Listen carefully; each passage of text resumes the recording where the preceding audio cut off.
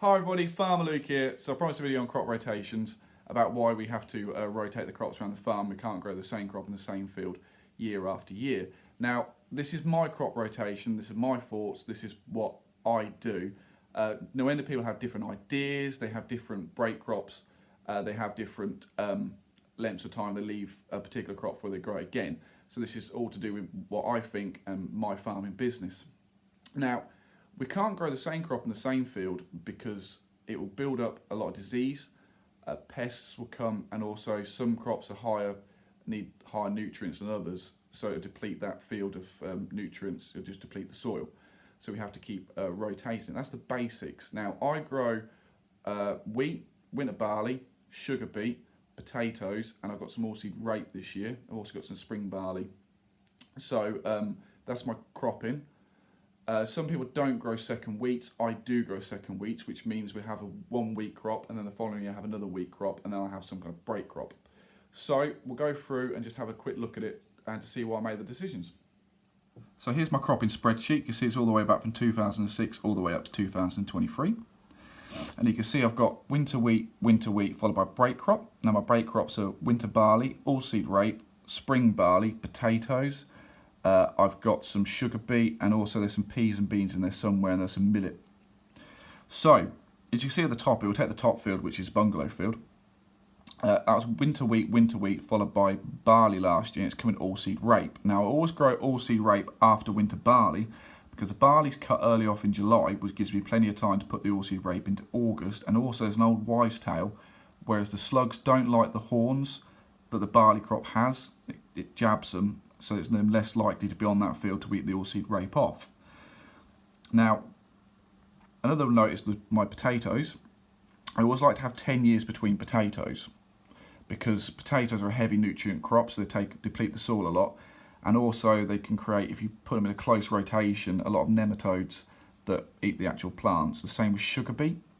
Sugar beet I like 1 in 5 years. There is 1 in 3 because I try to get the cropping round a little bit, because I want to block some sugar beet off so they're next to each other. Same reason again for nematodes, I try to keep it as long a distance as I can. So also with sugar beet, when I grow the acreage that I do, you need to sign a contract to say how much tonnage you're going to supply the beet factory. So I've only got a 1,500 ton contract, so that works out about 20 hectares I need to grow, or about 50 acres, I think that is, something around there. So that's why certain fields I've not got that much sugar beet. Also, as well with sugar beet, it's tipped on the end of the rows when it's harvested at the end of the field, so you need to get an Arctic lorry in there to collect it. So it's down a drove which cars can't get down, lorries can't get down, you can't get to the factory, so all that needs to be took in consideration. You can't cart it back to the farm, or you can cart it back to the farm. You can't cart it long distances because of the actual yield of the crop. You need to get back quick to the harvester, so quick tip turnaround is what the harvester needs, so that's why it's tipped on the end of the rows normally. So that needs to be took in consideration. Winter barley always follows a winter wheat, as I said, and just depends if I put oilseed rape after it, depends how much oilseed rape I want, because you need to balance everything as well, not only with the cropping rotation, but also cost issues. So you don't want to be too heavy on one crop. If it costs you a lot to grow and you're not going to get a lot out of it.